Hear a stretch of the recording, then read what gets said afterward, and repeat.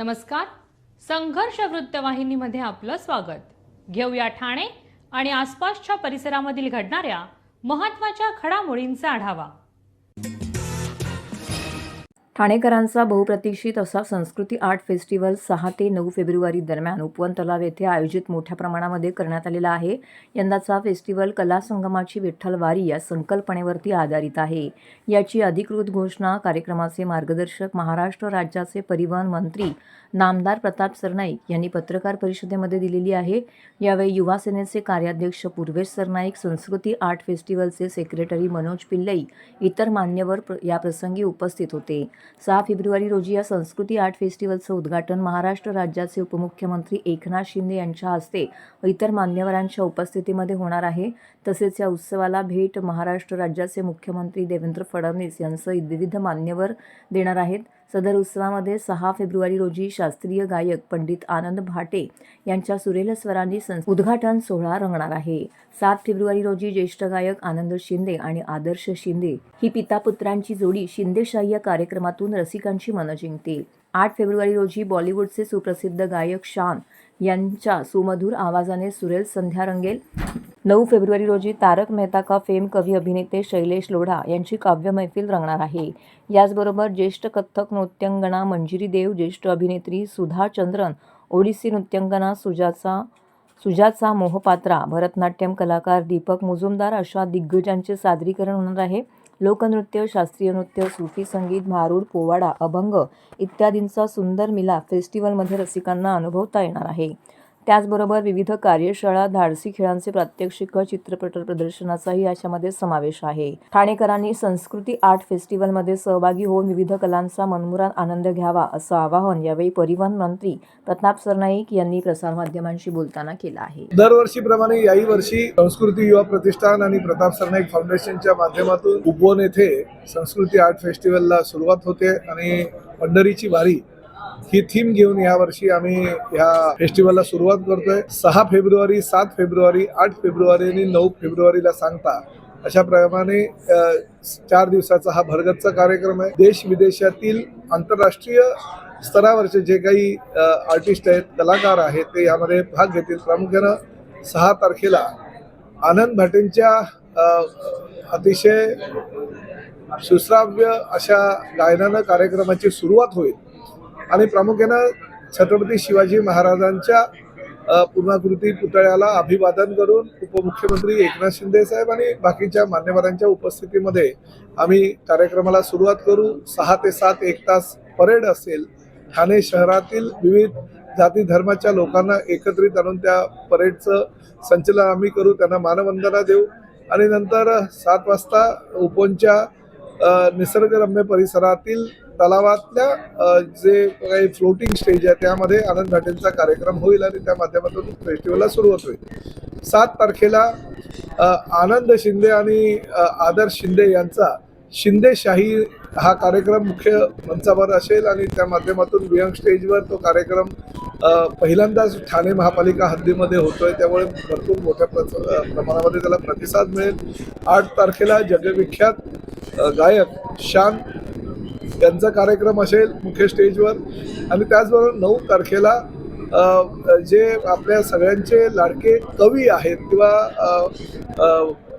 तो कुठला कार्यक्रम शैलेश लोढा, तारक मेहताचा उलटा चष्मा, याचे जे कलाकार आहेत मुख्य शैलेश लोढा आणि त्यांच्या जे सहकारी आहेत त्यांचा कवितांचा आणि वात्रटिकांचा जो कार्यक्रम आहे तो त्या ठिकाणी ते सादर करतील. अशाप्रमाणे भरगच्च कार्यक्रम आहे. भरतनाट्यम आणि कुचिपुडी आणि अनेक जे काही भारतीय जे कलाकारांचे मानाचे असलेले काही कार्यक्रम आहेत ते त्या ठिकाणी होतील. प्रामुख्यानं विविध कलाकार ह्या ठिकाणी येत असतानाच अपंगांचा एक संच आहे, तो संचाच्या माध्यमातून सुद्धा एक कार्यक्रम होईल. त्या कार्यक्रमाला सुद्धा लोकांनी आवर्जून येणं गरजेचं, म्हणजे जगविख्यात कलाकारांचा एक अनोखा संगम ह्या ठिकाणी होणार आहे.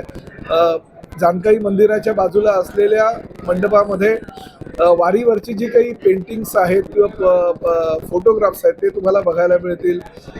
अनेक उपक्रम सकाळच्या पहाटेच्या सत्रात असतील तर संध्याकाळच्या सत्रामध्ये सुद्धा हे उपक्रम असतील आणि त्यामुळे ह्या संस्कृती आर्ट फेस्टिवलचा फायदा आणि आनंद ठाणेकरांनीच नव्हे तर आसपासच्या परिसरातील जनतेनं सुद्धा घ्यावा असं मी ह्या भागाचा स्थानिक आमदार म्हणून आवाहन करतो. सर्व नागरिकांना आवाहन करण्यात येत आहे की सध्या डासांमार्फत पसरणाऱ्या डेंग्यू या आजाराचा प्रसार रोखण्यासाठी प्रत्येकाने पुढीलप्रमाणे कार्यवाही करावी. डेंग्यू आजार एडिस इजिप्ती हा डास चावल्याने होतो. या डासांची पैदास साचलेल्या किंवा साचवलेल्या स्वच्छ पाण्यामध्ये होते. 8 दिवसांपेक्षा जास्त दिवस पाणी उघडे व साचून राहिल्यास त्यात डास अंडी घालतात. अंड्यांच्या अळ्या तयार होऊन पुढे डास तयार होतात. यासाठी आपल्या घरातील पाणीसाठे उदाहरणार्थ बॅरल्स, पिंपे, टाक्या, हौद, रांजणे इत्यादी दर आठवड्याला रिकामे करून घासून पुसून कोरडे करून पुन्हा भरावे. 1 दिवस कोरडा दिवस म्हणून पाळावा. पाणी साठ्यांना घट्ट झाकणे बसवावीत किंवा जुनी साडी, चादर, धोतर यांनी बांधून झाकून ठेवावीत, म्हणजे डास त्यात जाऊन अंडी घालणार नाहीत. घराच्या गच्चीवर, आजूबाजूला, अंगणात कोठेही पाणी साचू देऊ नये. भंगार सामान उघड्यावर टाकू नये. उदाहरणार्थ टायर्स, प्लास्टिक सामान, कुंड्या, टाकाऊ वस्तू इत्यादी. अशा सामानात पावसाचे पाणी साठून त्यात डेंग्यूच्या डासांची पैदास होते. घरातील कूलर्स, फ्रीजच्या पाठीमागील ट्रे हे देखील वेळोवेळी कोरडे करावेत. लक्षात ठेवा, नुसत्या फवारणीने डास घनता कमी होत नाही, तर त्यासाठी डास पैदास ठिकाणे नष्ट करणे ही आपल्या सर्वांची जबाबदारी आहे. कोणताही ताप अंगावर न काढता जवळच्या शासकीय रुग्णालयात मोफत औषधोपचार घ्या.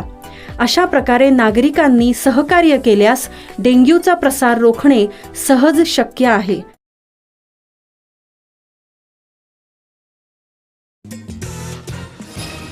ठाणे महानगरपालिका निवडणुकीतील विजयानंतर ऑल इंडिया मजलिस ए इत्तेहादुल मुस्लिम पक्षाच्या नगरसेविका सहर शेख यांनी कैसा हराया अभी हम लोगों को मुमरा को पूरा हरा कर देना है असं वक्तव्य केलं होतं. या प्रकरणी भाजपा नेते किरीट सोमय्या, आमदार निरंजन डावखरे यांच्यासह बजरंग दल, विश्व हिंदू परिषद यांनी पोलिसांकडे तक्रार देखील दाखल केली होती. यानंतर पोलिसांनी केलेल्या चौकशी दरम्यान सहर शेखने माफीनामा लिहून त्याबाबत पोलिसांना तक्रारदारांना लेखी कळवलेलं आहे. माफीनामा स्वीकारल्यानंतर हे प्रकरण दप्तरी नोंदवण्यात आलं आहे. मुंब्रा शहरातून MIM पक्षाकडून नगरसेवक म्हणून निवडून आलेल्या सहाद युनिस शेख या चांगल्या चर्चेत आल्या. सहर शेख यांच्यासह MIMचे 5 नगरसेवक निवडून आल्याने राष्ट्रवादीचे आमदार जितेंद्र आव्हाड यांना हा धक्का मानला जातोय. या विजयानंतर भाषण करताना शेख यांनी कैसा हराया अभी हम लोगों को मुमरा को पुरा हरा कर देना है असं वक्तव्य करत आव्हाडांना डिवचलं होतं. त्यांच्या या भाषणावर सर्वत्र विविध प्रतिक्रिया उमटत आहेत. या प्रकरणी भाजपा नेते किरीट सोमय्या, आमदार निरंजन डावखरे यांच्यासह बजरंग दल, विश्व हिंदू परिषद यांनी पोलिसांकडे तक्रार दाखल केली होती. त्यानंतर पोलिसांनी सहर शेख यांना नोटीस देखील बजावली होती. त्यामुळे त्यांच्या अडचणीत वाढ झाली होती.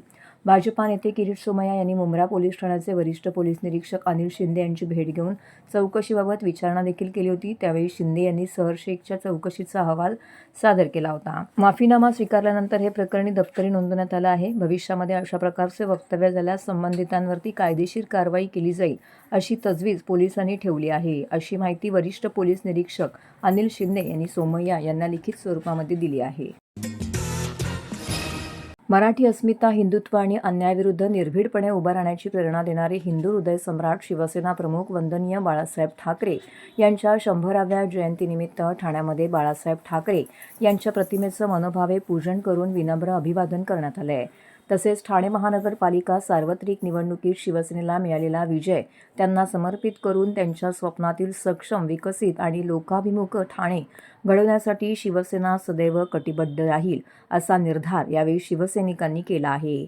यावेळी खासदार व जिल्हा प्रमुख नरेश मस्के, माजी आमदार रवींद्र फाटक, शिवसेना सचिव नगरसेवक राम रेपाळे, महिला आघाडी जिल्हा संघटक माजी महापौर मीनाक्षी शिंदे, शिवसेना ठाणे शहर विधानसभा क्षेत्र प्रमुख हेमंत पवार, ज्येष्ठ शिवसैनिक विलास जोशी, माजी उपमहापौर नगरसेवक रमाकांत मडवी, माजी उपमहापौर राजेंद्र साप्ते यांसह असंख्य शिवसैनिक पदाधिकारी येथे उपस्थित होते.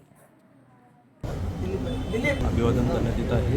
या कार्यक्रमाला खासदार नरेश मस्के, विलास जोशी, पवन कदम, माजी महापौर साप्ते, शहर प्रमुख हेमंत पवार, तसेच शिवसेनेचे सर्व नगरसेवक, पदाधिकारी, कार्यकर्ते या ठिकाणी मोठ्या संख्येने उपस्थित आंदोलन करतो आज.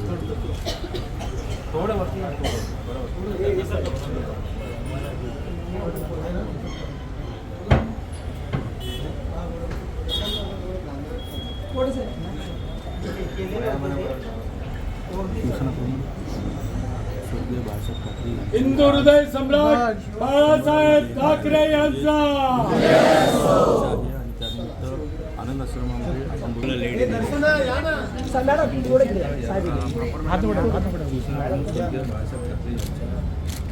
जन्मशताब्दी वर्षानिमित्त हिंदू हृदय सम्राट शिवसेना प्रमुख माननीय बाळासाहेब ठाकरे यांचा जय भवानी, जय शिवाजी,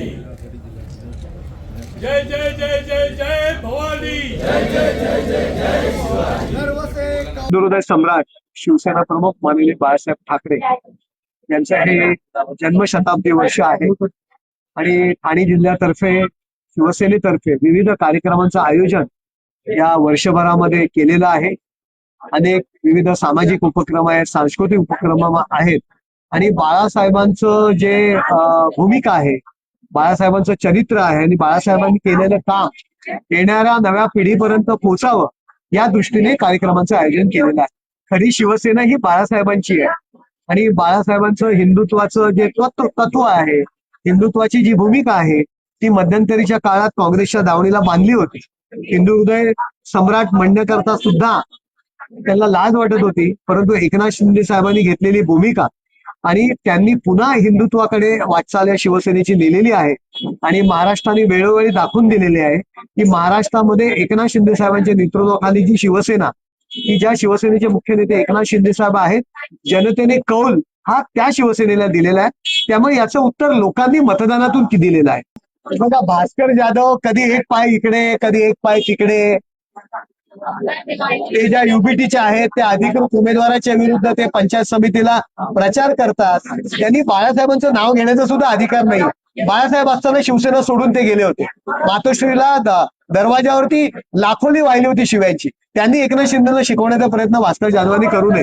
ते आज इथे उद्या कुठे उडी मारतील त्यांचा भरोसा नाही. मला एवढंच म्हणायचं आहे की राजसाहेबांनी त्यांची भूमिका सांगितलेली आहे, याच्यावरून अंदाज आपण घ्यायला पाहिजे त्यांची भूमिका काय.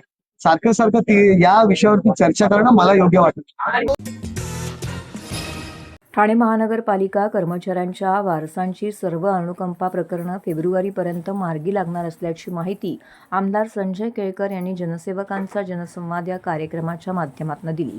निवडणुकीनंतर पुन्हा एकदा जनसेवकाचा जनसंवाद हा कार्यक्रम सुरू झाला असून खोपट येथील भाजप कार्यालयामध्ये झालेल्या 81व्या उपक्रमामध्ये ठाण्यासह बदलापूर, भिवंडी इत्यादी भागातून नागरिक तक्रारी घेऊन आले होते. यावेळी माध्यमांशी बोलताना केळकर म्हणाले, महापालिका कर्मचाऱ्यांची अनुकंपा प्रकरणे प्रशासनाच्या दिरंगाईमुळे रखडली आहेत. 2006 साली एका महिला कर्मचाऱ्याचा अपघातामध्ये मृत्यू झाला. त्यानंतर आज तागायत त्यांच्या वारसाला अनुकंपा तत्वावरती नोकरी मिळाली नाही. तर कोरोना काळामध्ये मृत्यू पावलेल्या 2 कर्मचाऱ्यांच्या वारसांची प्रकरणं लाल फितीमध्ये अडकून पडलेली आहेत. याबाबत प्रशासनाशी सातत्याने पाठपुरावा केल्यानंतर फेब्रुवारीपर्यंत रखडलेली 50 प्रकरणे मार्गी लावण्यात येतील अशी कबुली अधिकाऱ्यांनी दिल्याची माहिती केळकर यांनी दिलेली आहे. यावेळी नवनिर्वाचित नगरसेवक सीताराम राणे, नगरसेवक सुरेश कांबळे, नगरसेविका उषा वाघ, अनिता यादव, सचिन पाटील, राजेश गाडे, किशोर सोनगडा उपस्थित होते. नाही, त्वरित आम्ही हा सोमवार आणि शुक्रवार सुरू केला. म्हणजे शनिवारी सगळं संपलं आणि सोमवारपासून मागच्या हा जनसंवाद उपक्रम सुरू केला आहे. कारण की लोकांच्या समस्या खूप आहेत. आज देखील माझ्याकडे फसवणुकीची तर गेल्या 81 जनसंवाद कार्यक्रमामध्ये फसवणुकीचे तर तक्रारी अनेक आल्या. त्याच्यातल्या जवळजवळ 75% आम्ही सोडवल्या. संबंधित लोकांशी चांगल्या शब्दामध्ये बोलून निरनिराळ्या प्रकारे कायद्याचा धाग राखून त्या सुटल्या. परंतु ओव्हरऑल विविध ठिकाणी लोकांची फसवणूक होते. मग कधी बिल्डरकडनं होते, कधी त्या बिल्डरच्या प्रतिनिधीकडनं होते. तर त्याप्रमाणे आजही फसवणुकीच्या संबंधामध्ये प्रकरणं आलेली होती. बदलापूरपासून ते ठाण्याची देखील प्रकरण आलं होतं एका भागामधलं. त्याच्यानंतर महापालिकेमध्ये कर्मचारी जे आहेत ते हजारोने आहेत. त्यांचे अनेक विषय जे आहेत ना ते एक वर्ष ते खेटा घालत आहेत. अनेक विषय आम्ही सोडवलेले जरी असले तरी देखील अनुकंपाचे जे विषय आहेत, आता माझ्याकडे आज जे आले होते ते 2006ला त्यांची आई ॲक्सिडेंटमध्ये गेली, तेव्हापासून त्यांना अनुकंपामध्ये अजून मिळालेलं नाही. उरलेले 2 जण जे होते त्यांनाही कोविडच्या काळामध्ये त्यांचे पालक वारले, तर त्यांना अनुकंपामध्ये. तर ही जी काही दप्तर दिरंगाई आहे तर त्याच्या विरुद्ध सातत्याने पाठपुरावा करून त्यांच्या डोक्यावर बसूनच करायला लागतं. आणि त्याच्यामुळे आता त्यांनी कबूल केलं आहे की फेब्रुवारीपर्यंत आम्ही ही सगळी प्रकरणं जी आहेत ती 50 लोकांची जवळजवळ शिल्लक आहेत अनुकंपाची, ती आम्ही मार्गी लावू. बाकी पाण्याचा विषय, दुसरा एक घोडबंदरवासियांना भेडसावणारा विषय जो आहे तो पुन्हा आता ऐरणीवर आला आहे निवडणुकीच्या नंतर, की ही जी सर्व्हिस रस्ता आहे त्याचं विलिनीकरण मुख्य रस्त्याला करायला मुळात या घोडबंदरवासियांचा विरोध आहे. आणि त्याच्यामुळे त्या ठिकाणी काम थांबवण्याचा विषय जो आहे तो झाला होता. तिथले लोक रस्त्यावर आले, मी पण गेलो होतो. परंतु जे काम थांबलं तर तिथे खड्डे जे आहेत ते तसेच बाकी आहेत आणि त्याच्यामुळे तिथे मोठ्या प्रमाणामध्ये ॲक्सिडेंटची भीती निर्माण झालेली आहे. आणि हा विरोध त्यांचा कायम असल्यामुळे तो देखील विषय पुढच्या काळामध्ये आम्ही मार्गी लावणार आहोत. ठाणे महानगरपालिका, बृहन्मुंबई महानगरपालिका यांना पाणीपुरवठा करणाऱ्या पिसे येथे भातसा नदीवर बांधण्यात आलेल्या बंधाऱ्यावरती बृहन्मुंबई महानगरपालिका यांच्यामार्फत भातसा नदीच्या बंधाऱ्यातील पाण्याची पातळी वाढवण्याकरिता बसवण्यात आलेले न्यूटी गेट सिस्टीमची दुरुस्ती काम हाती घेण्यात येणार आहे. यासाठी 27 जानेवारी ते 7 फेब्रुवारी या दरम्यान न्यूटी गेट सिस्टीमची दुरुस्तीचं काम करण्याकरिता नदीच्या पाण्याची पातळी कमी करण्यात आली असून कालावधीमध्ये पिसे येथील उदंचन केंद्रामध्ये पाण्याची पातळी खालावली आहे. परिणामी ठाणे महानगरपालिकेस होणारा पाणीपुरवठा 20% कमी झाला असल्याने ठाणे शहरातील पाणीपुरवठा कमी दाबाने होत आहे. या पार्श्वभूमीवरती ठाणे महानगरपालिकेने पुढील 12 दिवसांसाठी खालीलप्रमाणे पाण्याचे शटडाऊन घेऊन पाणी वितरण करण्याचं नियोजन केलेलं आहे. गांधीनगर, सुभाषनगर, नळपाडा, वसंतविहार, लोकपुरम ते वैतीवाडी परिसरातील पाणीपुरवठा 29 जानेवारी रोजी सकाळी 9 वाजल्यापासून रात्री दुसऱ्या दिवशी 9 वाजेपर्यंत 24 तासासाठी बंद राहणार आहे. तर गुरुवारी 29 जानेवारी रोजी दत्तवाडी ते आंबेडकर रोड परिसरातील पाणीपुरवठा 9 वाजल्यापासून 30 जानेवारीपर्यंत सकाळी 9 वाजेपर्यंत बंद राहणार आहे. तर हे होतं संघर्ष वृत्तवाहिनीचं आजचं बातमीपत्र. उद्या पुन्हा भेटू याच वेळी याच ठिकाणी ताज्या घडामोडींसह. तोपर्यंत नमस्कार.